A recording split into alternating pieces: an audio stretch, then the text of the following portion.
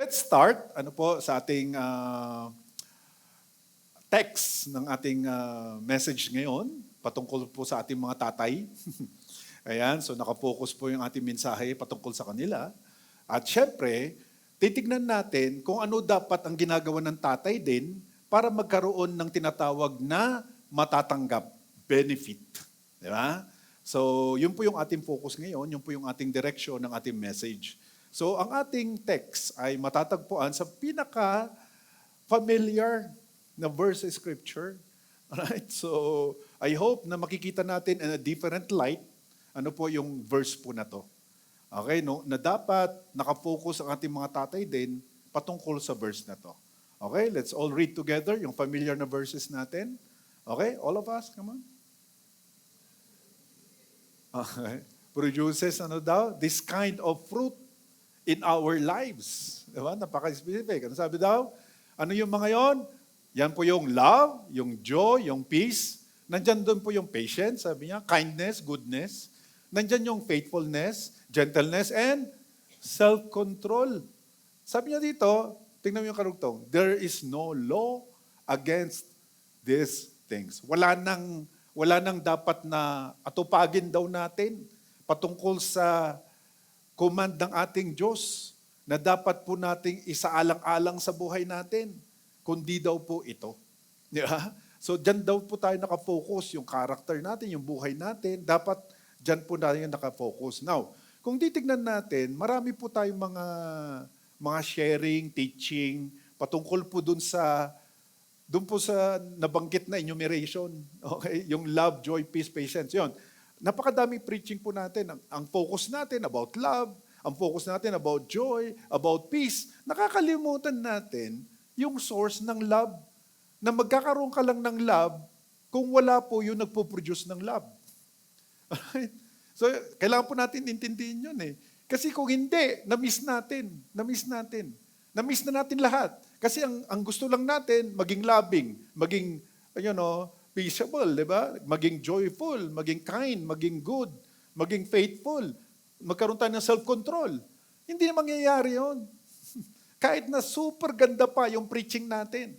The only way mangyayari, yung about love, joy, peace, yung mga yon, kung nandyan yung nagpo-produce ng love, joy, peace. At sino daw ang nagpo-produce niyan? Nandyan, no? Specific, the Holy Spirit. So kung na-miss mo ang Holy Spirit, na-miss mo na lahat. Kahit na perfect pa ang definition mo about love, joy, peace. Kahit perfect, hindi mo makakamtan yon. Kasi ang goal natin dyan, makamtan natin siya. Yung love, joy, peace, kindness. Di ba? Amen po ba yun? Yung bang goal natin lahat? Kasi wala na eh. Wala namang iba eh. Na gusto ng Diyos, kundi yun yung makamtan po natin. Kaya ngayon, ang focus natin ay patungkol dyan. Yung ating source. Sabi na nga natin source. Yung nagpo-produce ng bunga ay para mangyari ang lahat ng to. So tayong mga tatay, napaka-importante na nakafocus tayo dun sa source. Mga tatay. Sino ulit yung mga tatay natin? Parang 6 lang. 7 lang ako. Diba? So, siyempre, ipag-pray natin yung mga tatay natin na sa next Sunday, nandito na sila. Diba? So, ngayon mga tatay, importante pala para mangyari ito is kailangan makilala mo yung nagbibigay nito. Or, in other words, kailangan natin siyang mahalin para mangyari ito. Yung mamahalin natin yung nagpo-produce ng to. Yung fruit of the Spirit kasi sabi. Okay ba? Gigets natin? Mamahalin natin. Mga tatay, mahalin natin. Okay? Ang banal na Espiritu. Kasi nga siya yung magbibigay ng lahat ng to. Okay, so ngayong Father's Day, siyempre, yan po yung ating goal. Alright, yan po yung aking prayer para sa ating mga tatay na sana po ay mahalin natin siya. Di ba? Sana po ma-focus natin ang attention natin sa Kanya, yung source, na kung saan magkaroon tayo ng napakagandang character. The character of our Lord and Savior Jesus Christ. Okay ba? So ngayon, siyempre, ang title ng message natin, para magkaroon ka nito. Okay? So napaka-importante ma-focus natin sa Kanya. Okay, so ngayon, ang focus natin, isang word lang muna, para makuha mo lahat ng Sabi natin benefits. Gusto ba natin yon? May matanggap ka. Di ba? Lahat tayo gusto natin makatanggap. Tama? Kasi nga, kung gusto natin makatanggap, importante, okay, meron tayong mga bagay na kailangan nating i-focus. Kasi nga, ito po yung ating pag-uusapan, the benefits of loving the Holy Spirit. As fathers, ano ba yung benefit pagka ikaw ay nagmamahal sa banal na Espiritu? Okay po ba yun? Okay, let me just say that again. Ano ba ang benefits pagka ikaw ay nagmamahal sa banal na Espiritu? Okay, number one, syempre, kailangan natin ma-focus ito. But before that, i-introduce ko lang po saglit, ito po siya. A father, tayo po mga tatay, who loves the Holy Spirit becomes a source. Nagiging source ka na tuloy. Kasi nga, nandyan na ang banal na Espiritu, na-acknowledge mo siya, nagiging source ka ng wisdom. Nagiging source ka ng spiritual direction for your family. Your relationship with God influences not only your personal life, but also the atmosphere of your home.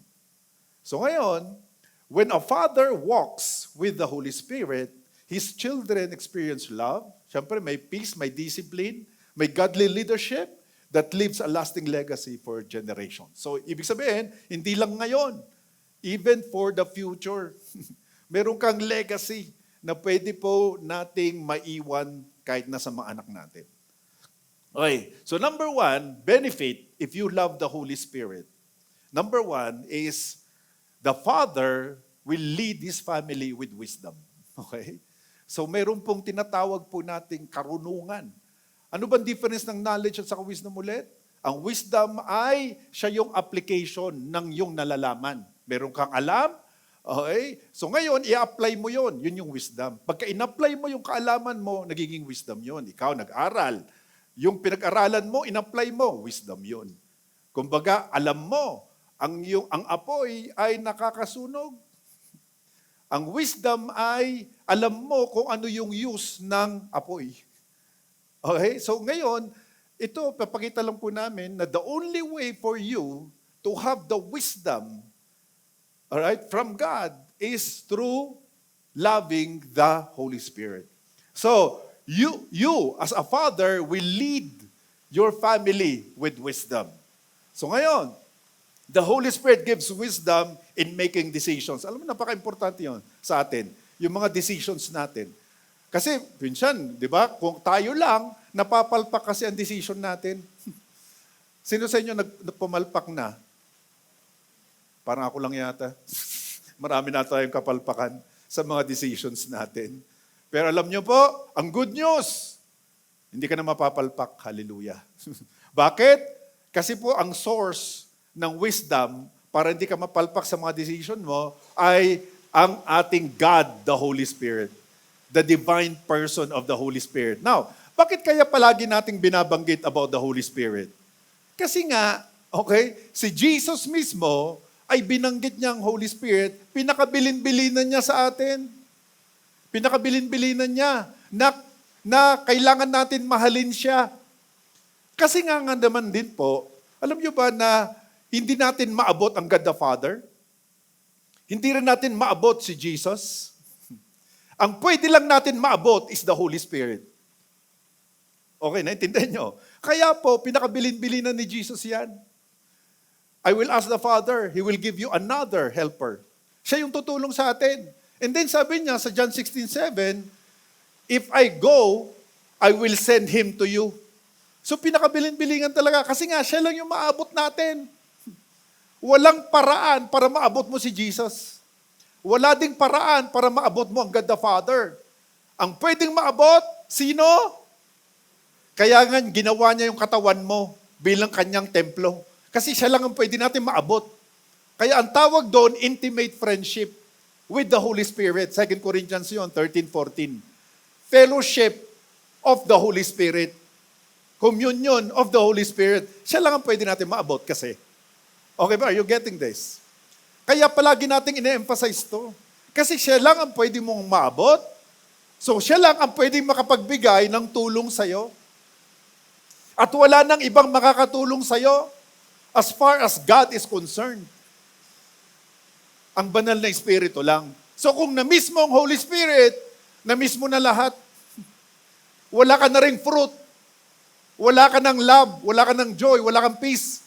At ang mabigat nito, yung kindness and goodness, magkaiba. Alin niyo po yung ibig sabihin ng kindness sa Tagalog? Kabaitan. Yung goodness, kabutihan. So ibig sabihin nito, dalawa yon. Hindi lang kabutihan, dapat may kabaitan din. Amen. Di ba, lahat naman ng taga COG Baguio ay may kabaitan, mayroon ding kabutihan. Amen. Amen.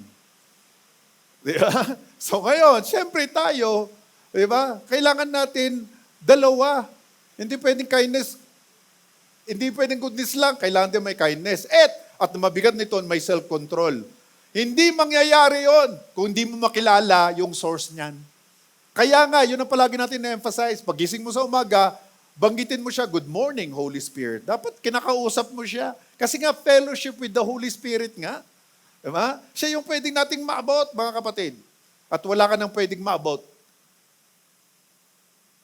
Alright? Except the Holy Spirit. So ngayon, kaya napaka-importante sa mga decisions natin kasi nga wisdom ang pinag-uusapan natin. You as a father, if you love the Holy Spirit, He is going to give you the wisdom para magawa mo yung dapat mong gawin as a father. Okay? Kaya sa mga tatay, mga kapatid, una sa lahat, kailangan natin pagkatiwalaan mga tatay natin. Amen. Huwag mong pangunahan ang iyong tatay. Amen. Irespeto natin, mga tatay natin. Amen. Kahit na feeling mo, mas magaling ka, irespeto. Kahit feeling mo, ikaw mas magaling. Kasi nga, ang Bible, pinakabilin-bilinan yan. Pinakabilin-bilinan. Honor your father. Nauna father, tapos your mother. Nauna yung father talaga eh. Siya yung unang-una mong i-honor. Siya yung unang-una mong i-respeto. Bakit? Kasi pagka ginawa mo yan, ang Diyos, babakapan ka. Kung may kapalpakan man siya, tandaan nyo, na tayo po lahat may kapalpakan. It doesn't mean nawawalan ng respeto mo sa Kanya. Hindi pwede. Kung may kapalpakan siya, respeto mo, i-honor mo, ipag-pray mo pa rin. Huwag mong kontrahin, hayaan mo na. Buti na lang Father's Day ngayon. Amen. Huwag na natin kontrahin. Yan na lang natin. Pag-pray mo siya, bigyan mo siya ng suggestion. Okay? Narinig na niya yon. Narinig na niya yon. At ngayon, ang mangyayari, dahil rinespeto mo siya, sisiguraduhin ko sa iyo, kung siya ay pumalpak, babawiin din ng Diyos niyang kapalpakan na yan. Alam mo yung ibig sabihin ng babawiin? Naintindihan niyo ba yon? May mga kapalpakan. Siyempre, isang buwan. After 1 month, babawiin ng Diyos yan kasi nga hindi siya papayag na mapalpak siya na tuloy-tuloy. Ang Diyos hindi mapayag. Hindi papayag na mapalpak siya tuloy-tuloy. May wisdom yung tatay na yan. Bakit? Mahal ng Diyos ang tatay na yan. He is created in the image of God. In fact, siya yung nauna na create ni Lord. Yung babae, galang kasi niyang tadyang. Siya talaga yung na-create eh. Unang-una na mahal ng Diyos yan. Kaya dapat mahalin mo din yung mahal ng Diyos. Kahit na may mga kapalpakan siya. Amen. Huwag mo nang kontrahin. Kung nakontra mo na naman sa isip nyo. Oh, buti na lang Father's Day ngayon. Hallelujah, Brother Joey, di ba? Amen. Amen, sabi mo naman. Hallelujah, praise the Lord. Alam mo ba, ito hindi natin masyadong na-gets to eh. Okay, let's go there. Ephesians. Mabilisan lang. Okay, Ephesians. Tingnan nyo to, napakatindi nito eh. Ewan ko lang kung nakita nyo to dati. Ephesians chapter 5. Kung gaano ka-importante sa isang asawa, okay, para patungkol sa kanyang ama, sa tatay, husbands. Okay, tingnan nyo po, verse chapter 5:22. Wives, this means submit to your husband as to the Lord. Nakita niyo to? And then, for a husband is the head of his wife, as Christ is the head of the church. Nauna muna. And then, ang pangalawa, husbands, love your wife. Pero nauna muna yung submit. Amen. Pagka nag-submit ka, ate, sisiguraduhin ng Diyos, mamahalin ka rin ng iyong asawa. Parang may kinakasal na ngayon, ha? Pero nandiyan na sa Bible niyan, eh. Gawin mo lang muna. Huwag natin kontrahin. Gawin na lang muna natin. Pag ginawa mo, sisiguraduhin ng Diyos, nandun yung pagpapala niya sa ating lahat. Kaya nga tong Father's Day na to, sana maging memorable sa lahat. Sa totoo lang, hindi lang husband and wife nito, pati sa mga tatay nyo, kayo nauuna sa tatay. Mahalin natin ang tatay kahit na feeling mo, hindi ka mahal-mahal. May ganun, di ba? Yung tatay mo, kung minsan hindi ka mahal-mahal. Pero just the same, you honor your father. Just the same, you love your father. Just the same, you respect your father. Just the same, you submit to your father. As you submit to your earthly father, you are submitting to your heavenly Father. Kaya Father din ang tawag kay God the Father. Eh. Di ba? Kasi as you submit to your earthly father, you are also submitting to your heavenly Father. At alam mo, pagka ginawa mo yon, grabe naman ang pagpapala ng Diyos sa'yo. Kahit hindi mo feel, kahit hindi mo gusto. Kasi palagi tayo naka-base doon sa feelings natin. Mga kapatid, baka pwede naman mag-base tayo sa salita ni Lord. Huwag tayo mag-base doon sa nararamdaman natin, sa emotions natin, sa feelings natin. Nakita mo pa lang yung tatay mo, parang ayaw mo nang batiin. Kasi nga, walang kabati-bati sa kanya. Kung minsan hindi mo siya gusto, marahil, marami na siya kasing kapalpakan din. Nagawa dati. Pero alam mo ba, dahil ginawa mo yung respeto, yung honor, yung love, lalong magpursige yung tatay mo. At dahil nagpupursige siya, bibigyan siya ng wisdom ni Lord. At pag binigyan ng wisdom ni Lord, sino ba magsasabi? Yung mga imposible, pwede na niyang gawin. Dahil binigyan siya ng wisdom ni Lord. All because ikaw na asawa, ikaw na anak, ay rinispeto mo siya. Inonor mo siya, minahal mo siya. Kaya ngayon pa lamang, ugaliin na natin. Ngayon, pagka hindi natin culture, hindi natin nakagawian, nagawin ito, baka pwede naman umpisahan na natin, mga kapatid. Hallelujah. Umpisahan natin, pati yung online viewers natin, yung nakikinig sa atin, all throughout, sa mga makikinig pa sa atin sa YouTube.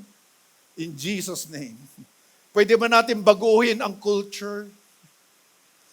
Ang baguhin natin ang culture.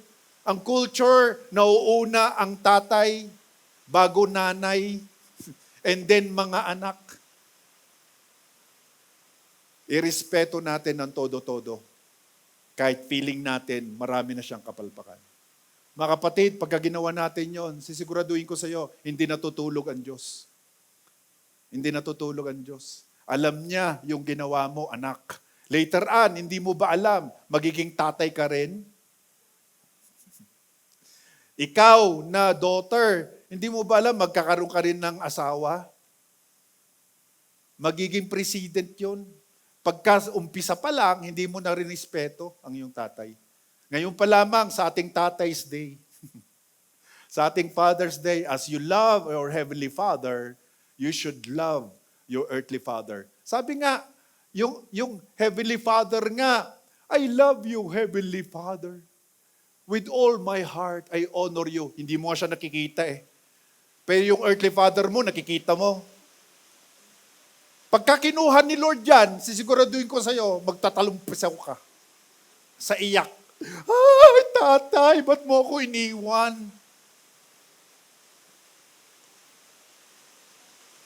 Baka pwede naman, ngayon pa lamang, mahalin na natin siya. Ngayon pa lamang, pagka nauna sa kinuha ni Lord, doon ka lang, binubuhos mo yung pagmamahal sa Kanya. Hindi ka na niya naririnig. Tay, magising ka na. Wala na nga tulog na nga forever Tay, mahal kita. Hindi na niya naririnig Tay, I respect you. Hindi ka na niya nga naririnig Tulog na siya forever Baka pwede naman, habang buhay pa, mahalin na natin sila, irespeto natin, i-honor natin sila. Sabihin natin, I love you, Papa.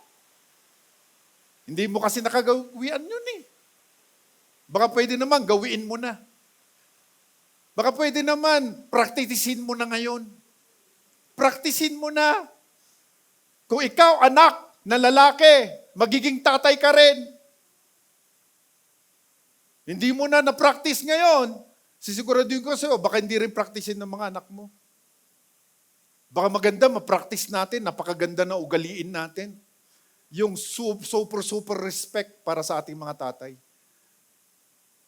Habang naririnig ka pa. Kung minsan, pag nandun kayo sa bahay, dinadaan-daanan nyo lang.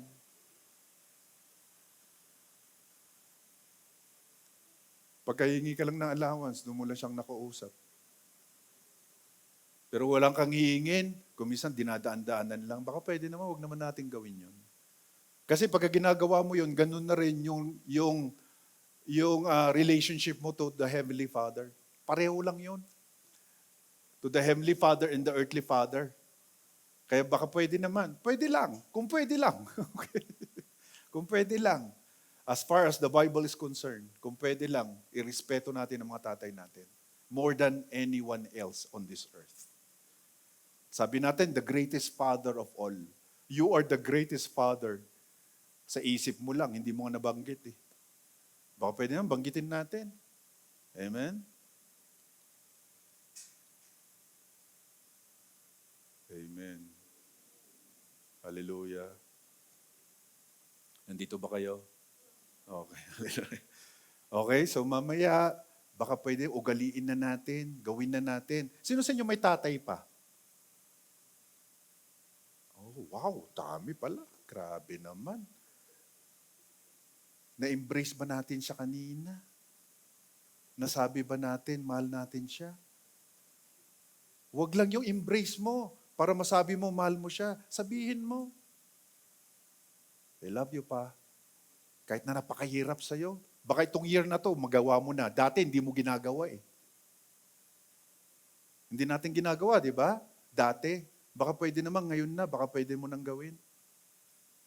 Maging tayo, maging, expressive sa ating pagmamahal. Hindi lang yung action natin, dapat expressive. Ibang klase yun. Ibang klase yun. Para bang beyond. Di ba?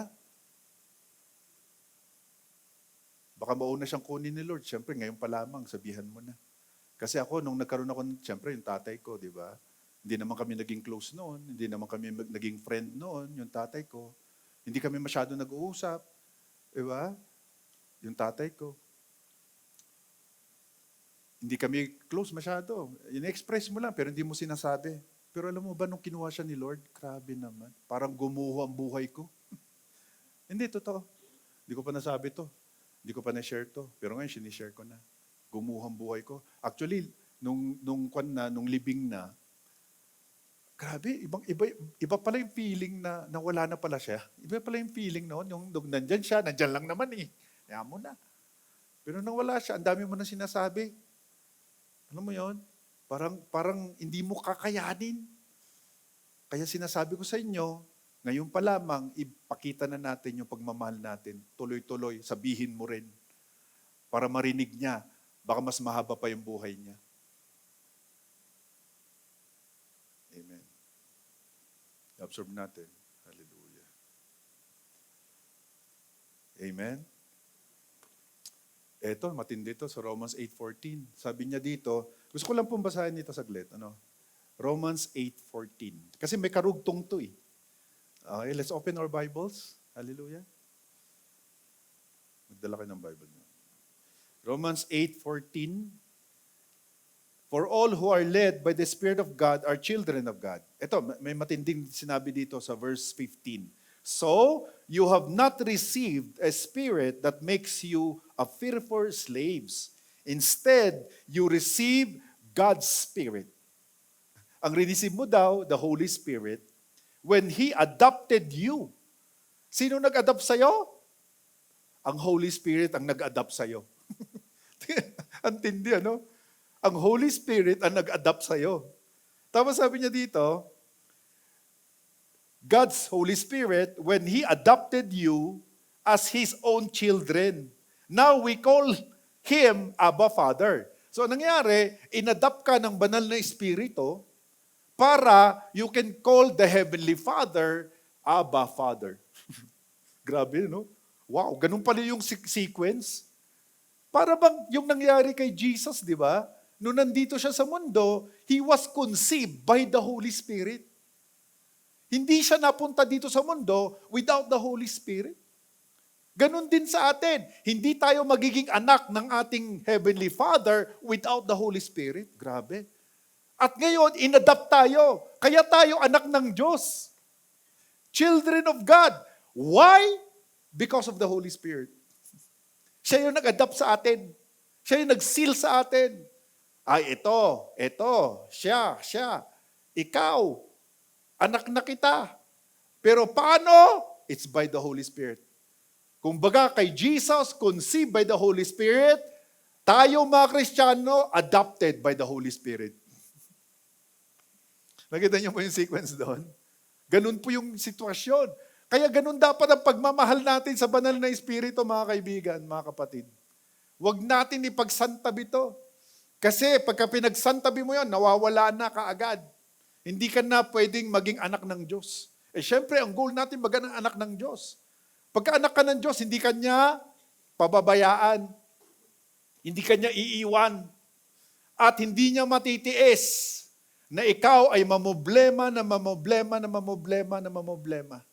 Hindi niya matitiis na ikaw ay hindi ma-overcome yung problema mo. Hindi niya matitiis yon. Anak ka nga niya eh.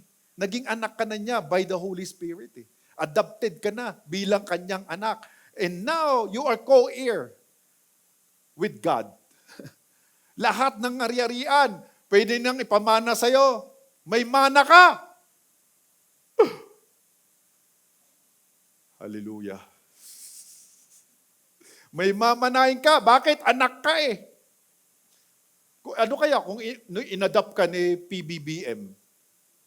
Inadapt ka bilang kanyang anak. Lahat ng kayamanan niya, pwede kanya isama din. Ano kaya kung anak ka ni Elon Musk? Di kasama ka dun sa air. Kasama ka sa mana. Isipin mo naman, anak ka ng Diyos, siya yung may-ari ng buong mundo. Di ikaw din, magkakaroon din ng mana. May mga benefits ka. May mga pagpapala ka. Kaya wag mong bibitawan yan. Tuloy-tuloyin natin. Nai-embrace to. Kaya hindi siya papayag na tuloy-tuloy kang mag-suffer. Hindi siya papayag na tuloy-tuloy kang maghirap. Hindi siya papayag na tuloy-tuloy kang sumadsad. May panahon ka rin para iangat ka ng Diyos. Kasi nga, hindi niya matitiis na ikaw ay maghirap. Sino sa inyo na tatay, gusto mo maghirap yung anak mo? Yung tatay na ganun, bahala ka na, maghirap ka na maghirap. Masaya ako. Sino ba namang tatay na ganun? Meron bang ganung tatay? Ano ba yan? Evil na tatay, di ba? Pero pagka godly tatay, grabe, gagapang ang tatay para umangat ang anak. Sa totoo lang, mas masaya pa siya na siya yung naka-front, yung anak, kaysa yung tatay. At masayang-masaya na siya kung umaangat yung anak.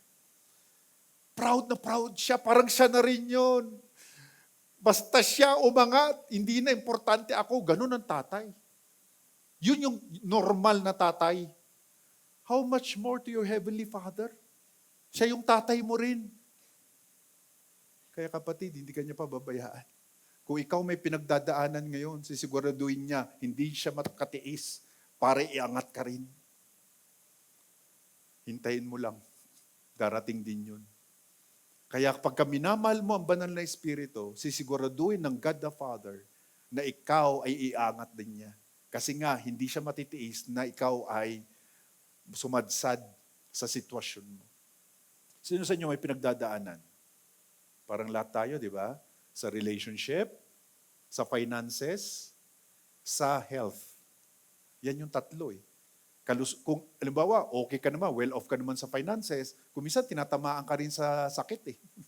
May ganun, di ba? May pinagdadaanan ka ganun. Or sa relationship.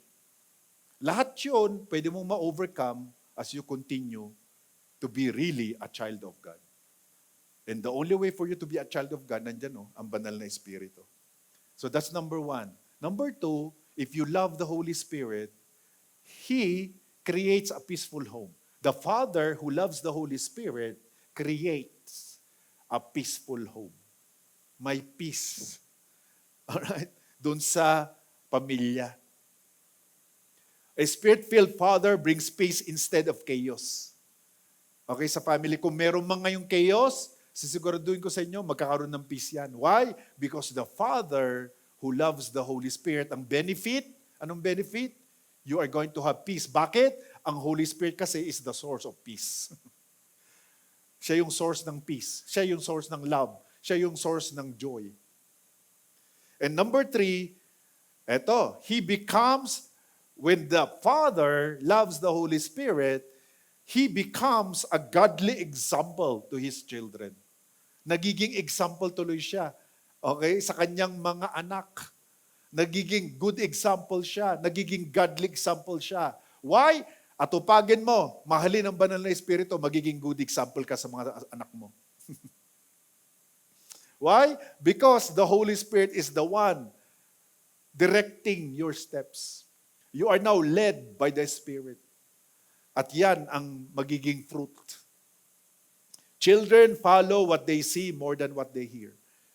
So, ano sabi niya dito? 1 Timothy 4:12, be an example to the believers. And the only way para maging example tayo is if you are going to love the Holy Spirit. Kaya nga, the Father who loves the Holy Spirit, anong benefit? You are going to have a peaceful home. And number 4, eto na, mabigat ito.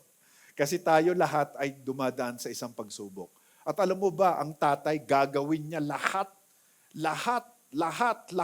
para umangat ng pamilya. Okay? Gagawin niya lahat. Ang tatay matindi. Naka-built-in sa kanya. Naka-built-in sa kanya na iangat ang pamilya. Sobra-sobra. Kahit na may dumanak na dugo sa kanya. Ganun ang tatay. Okay? Ganun yung normal na tatay. Right? At syempre, magagawa na lang niya yon na hindi na lang siya, ano sabi po ng Bible dyan? Tingnan niyo to. Not by might nor by power, but by my Spirit. So ikaw na tatay, if you love the Holy Spirit, what will happen? You are going to have the strength para ma-overcome mo yung mga situations, yung mga pinagdadaanan ng pamilya mo. Right? At sisiguraduhin ng Diyos na hindi ka mabibigo. Why? Because God will not fail you. The Holy Spirit strengthens fathers during difficult seasons. Right? Kasi lahat po tayo dumadaan sa isang pagsubok. Lahat tayo, may test talaga. Right? Meron talagang mga pagsubok na dadaanan nyo. Normal yon. Sabihin mo normal. Sa family, may pagdadaanan talaga, normal yon. Meron ka talagang pagdadaanan. Alam mo kung bakit? Para ikaw ay hindi magdepende sa sarili mo, kundi magdepende sa banal na Espiritu. Not by might nga eh. Kaya maraming nababackslide eh. Kaya maraming dumadapa. Maraming napapariwara ng mga tatay. Why? Na-miss nila to. Na-miss nila. Dahil sa problema, nag-give up eh. Nagiging hopeless ang tatay eh. Once naging hopeless ang tatay, hopeless na ang buong pamilya. Okay? Kaya dapat siguraduhin mo na hindi maging hopeless ang tatay. Pag hopeless ang tatay, hopeless na lahat. Mawawala na lahat ang pinagpaguran. Okay? Kaya ngayon pa lamang, okay, yung mahal ng Diyos, mahalin mo. Mahal ng Diyos ang mga tatay natin. Okay? Okay? Maging sino man siya. Maging sino man siya. Kahit na hindi mo pa gusto, kahit ayaw mo, hindi mo na-feel, sisiguraduhin ko sa iyo, pagka ginawa mo pa rin, yung binabanggit ng salita ng Diyos dito, mayroong magandang kalalagyan ang buong pamilya mo. Kasi nga, head of the family nga siya eh. Di ba? Siya nga yung head eh. Alright? Dito ba kayo? Tandaan nyo, not by might. He is going to be given strength in times of trials, in times of difficulty. Sino bang nalulungkot at sino ba ang nahihirapan pagka yung sa pamilya ay may mga pinagdadaanan? Mas nahihirapan ang tatay, sisiguraduhin ko sa iyo yan. Okay? Hindi mo lang siya na-feel kasi hindi emotional. Hindi mo lang siya nakikitang umiiyak, pero pagka wala ka na, umiiyak na yun. Mas madali silang umiyak kaysa nanay. Akala mo lang yun, na hindi siya umiiyak. Pagka wala ka na, umiiyak na siya. Tumutulo na yung mga luha nila. Pagka wala ka na kasi ayaw niya yung pakita sa iyo na nahihirapan siya. Dahil gusto niya kasi, ang goal niya is umangat ang pamilya. Iaangat ka sa sitwasyon na problema. Iaangat ng tatay yan. Right? Naka-built-in sa isip niya, sa puso niya, na iaangat niya talaga yan. Igagapang niya yan. Kahit anong mangyari, gagapang niya yan. Hindi siya papayag. He is going to find ways para umangat ang pamilya. Ganun ang tatay, matindi. Akala mo yung nanay yun, hindi yun. Ang tatay yun, nag-uumpisa sa tatay yan. Gagawin niya lahat para maging maayos ang pamilya, maging maayos ang mga anak. Kaya sobrang nalulungkot siya pagka napapariwara ang mga anak, pagka napapariwara ang pamilya, pagka sila ay dumadapa sa problema. Siya ang unang-unang tinatamaan, ang tatay. Niwala ba kayo doon? O kaya dapat suportahan natin ngayon pa lamang ang mga tatay natin, mga kapatid. Pwede ba natin palakpakan si Lord? Okay. Gawin natin lahat ng paraan para suportahan natin siya. Okay po ba yun? Suportahan natin yung mga tatay natin, yung earthly father natin. Kasi hindi nila kaya yan mag-isa. Ang ginagawa na lang niya, kung nakikita niya, hindi na sinusuportahan, hindi na siya masyadong narirespeto, ino-honor, nagmumukmuk na lang yan sa kwarto, sa CR pa kung minsan. Ang gagawin niya, tapos, pagkatapos niya umiyak, okay, pupunta na siya sa pamilya niya, tapos parang walang nangyari. Kasi nga ayaw niyang ipakita na weak siya. Ayaw niya ipakita na nalulungkot siya. Ayaw niyang ipakita na ganun ang sitwasyon. Kasi nga lahat ng bigat ay siya yung umaako niyan.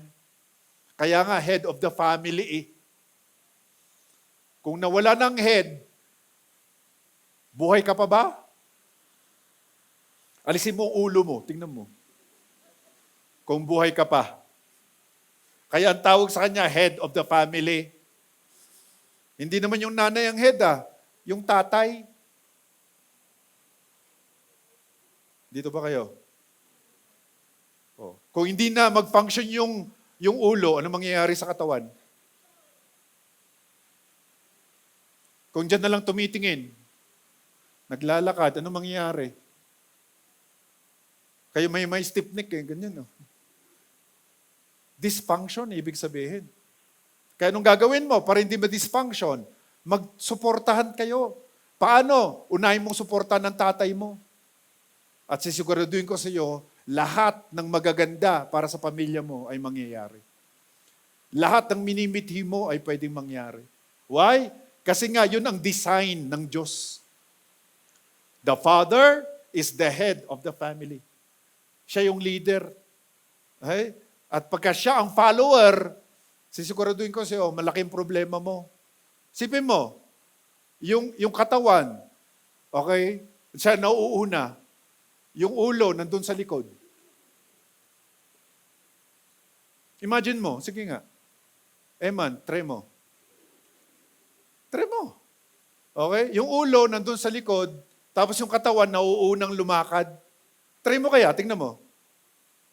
Kung anong magiging kalagayan mo. Ganon din ang kalagayan ng pamilya. Pagka yung ulo nandun siya yung sumusunod, yung ulo ang sumusunod, sa katawan, dysfunction. Dapat yung ulo, siya yung sinusundan ng katawan. Ang katawan, yun yung mga members ng family. Siya nandun yung nanay, nandun yung mga anak. Amen? The husband is the head. And then, sabi niya, as Christ is the head of the church. Hindi church ang sinusundan ni Jesus. Si Jesus, siya yung sinusundan ng church. Okay? Siya yung head si Jesus Ganon din sa family. Ang head, yung tatay mo. Siya dapat ang sundan natin. Kasi nakalagay sa kanila yung anointing to lead. Nakalagay sa kanila yung anointing to head the family. Amen? And then lastly, when the Father loves the Holy Spirit, He will leave a spiritual legacy. Antindi nito? Alright? Nakakatuwa ito. Kasi pagka siya pala ang ginawa nating head, siya yung final say, siya yung commander. Hindi yung misis ang commander, si commander, hindi totoo, hindi ganoon. Ang commander si Father. Nakagawian na natin. Punta ka kay commander. Ano ka? Ano ka? Kung commander ang misis, ano ka? Servant of the commander? Hindi. May mali. May mali. Ang commander, yung tatay. Why? Kasi siya yung nagli-lead. At pagka nabago, binago mo yung design ng Diyos, magiging chaos talaga yan, ang pamilya mo, kahit anong maggawin mo pa. Kaya ngayon pa lamang, ayusin na natin, mga kapatid. Hallelujah. Amen. Ayusin na natin. Ngayon pa lamang. Hindi dahil Father's Day ngayon. Baka sabihin mo, Father's Day lang naman. O sige, gawin na natin. After Father's Day, Monday, balik tayo sa dati ha. Okay? When? Iba come on, when? Yes, dear. May problema. May problema ang ating culture. Huwag natin gawin yun. Huwag lang Father's Day. Dapat every day, Father's Day. Right? Gawin natin maayos. We follow the design of God. The Bible. The father, the husband is the head of the wife. Let it be as the Bible declares. Why? Kasi pag ginawa natin yon, the father is going to lead and then he will leave a spiritual legacy. Ito, natutuwa ko, no? Kasi nga, syempre, yan ang pinaka-importante na pamana sa ating mga anak. Yung spiritual legacy na pwede mong gawin, ipamana sa anak mo. Kung wala naman silang mana na ari-arian, wala ka ipamana na pera, baka pwede naman ipamana natin yung spiritual legacy. Bakit? Kasi po, ang spiritual legacy, yan po yung forever. Hindi lang ngayon. Pagka magpamana ka ng pera, ngayon lang yan. Paano? Diba? Kung nawala siya sa Diyos, Siyempre, nakakalungkot yun. Pero siyempre, kailangan pamana natin. Kaya natutuwa ako, no?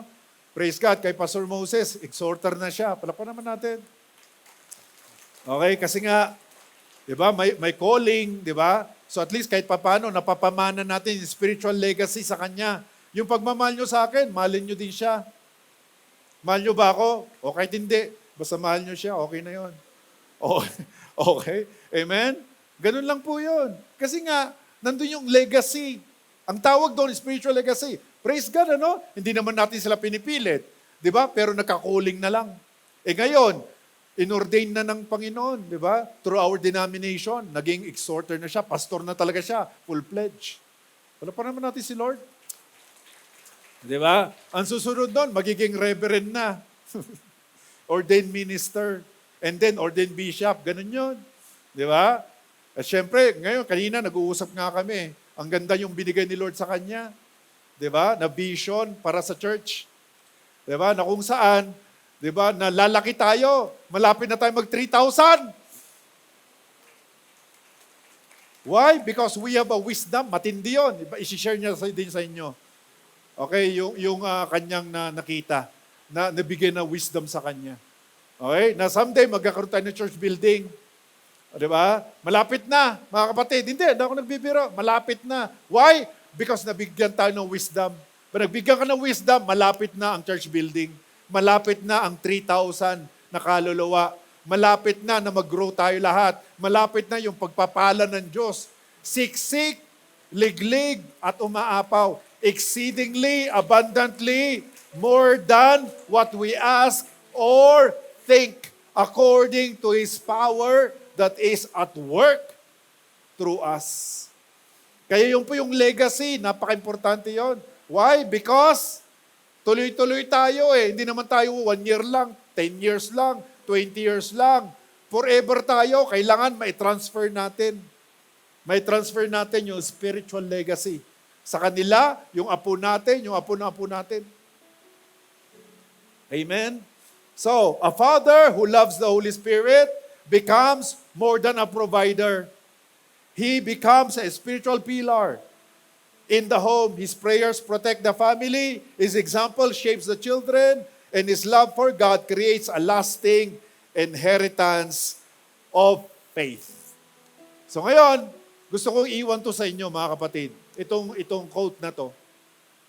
Prayerfully, na yun yung ating iwan sa ating mga anak. Ito po yun. The greatest gift a father can give his family. Alam mo yung ano yun? Ayan po, is a life surrendered to the Holy Spirit. Yan ang greatest. Wala nang ibang gift na pwede nating ibigay sa ating mga anak. Yung wisdom, yung knowledge, yung relationship with the Holy Spirit. Kasi nga, doon nag-i-start ang lahat. Yung relationship natin to the Holy Spirit, doon na mag-i-start lahat. Kaya kayo mga tatay, sana po, sundan natin to. The greatest gift you're going to give to your family is a life surrendered to the Holy Spirit. Amen?